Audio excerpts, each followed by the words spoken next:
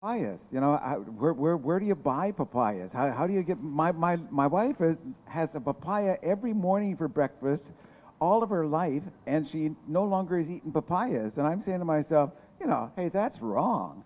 So tell me about that. How are we going to solve that problem? The other question I want to know is, how much corn is there in the United States that isn't GMO corn? And are these guys controlling everything?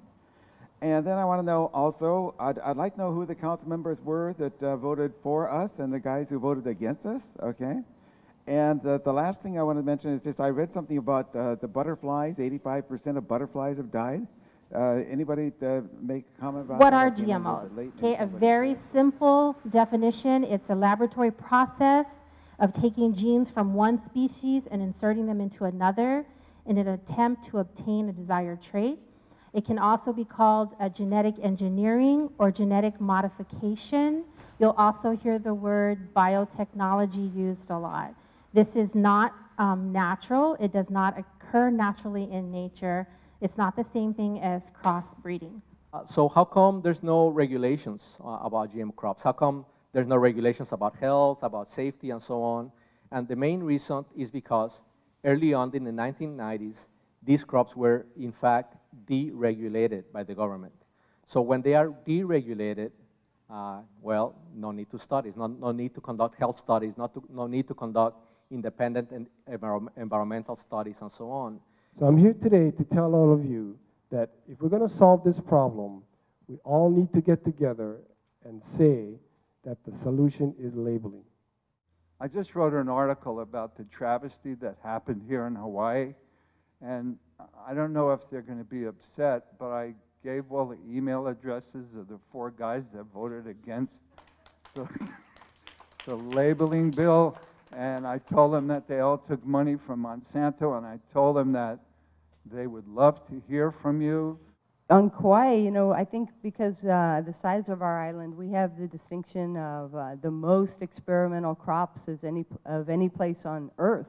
You know, and I'd say between Kauai and Molokai, yeah, we are. This is true experiments. You know, we have to stop calling these chemical companies farmers. This is not agriculture. You know, this is experimentation. It's barely research. You know, it's tinkering with the genes. It's really imprecise. It's such a hit and miss thing that sometimes it's not until they get, you know, big enough to take a leaf sample that they can really tell whether the code that they were intending actually got in. And I know at some point we see them in the field just sickled down. And those are like the mistake ones.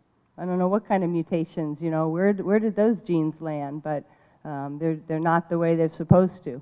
When they do get a field that tolerates chemicals, we're seeing the research go to the point of like looking for the upper tolerance level. How much can we spray before the plant actually does die? So that when we make our labeling for GMO farmers, we can tell them, put on plenty of chemicals, you know, buy lots and the plants will tolerate it. So in the old days, farmers used to grow a crop, save some of the seed, and plant it over and over again.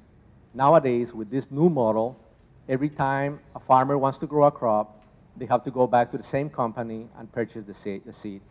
So it's another method for the companies to profit from the farming operation. The truth with this biotech industry, it's caused a hidden chain in our food supply. Hidden changes have occurred without any labeling, without any disclosure or education to the public. Countries all around the world that are aware of this have said, no, we don't want it. You know, they've banned it. But the main reason that we have not seen health effects on humans is because we actually have not looked into it.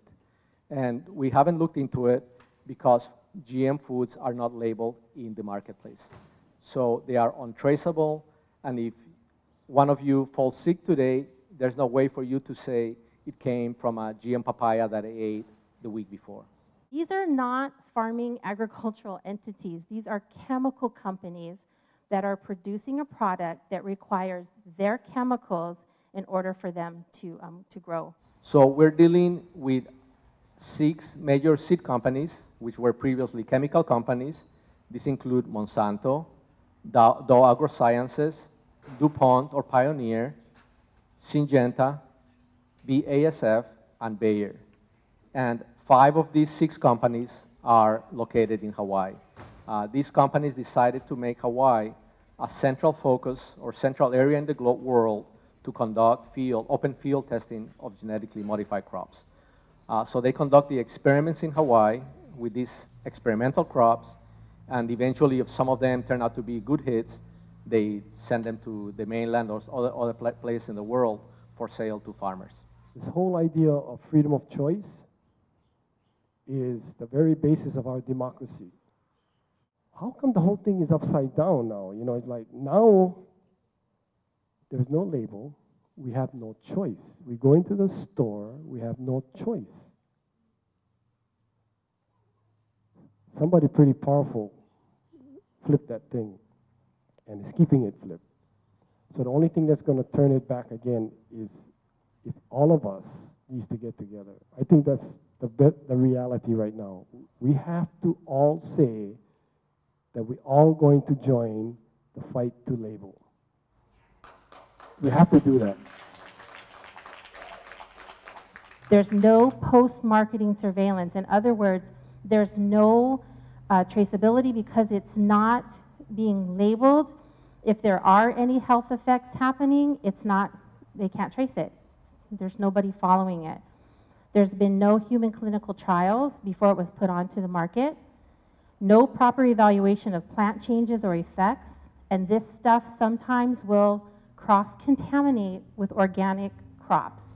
If somebody's product means that I'm going to lose my fishing ground because all the dirt is flowing into the reefs, and his product is causing dust to go into the air that's blowing in my car when I drive by and in my house and my kids, and if his product, I think, is not safe, I'm not going to buy his product.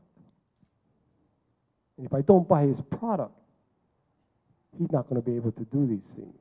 It's pretty simple. So maybe it was so simple that we didn't figure it out 10 years ago.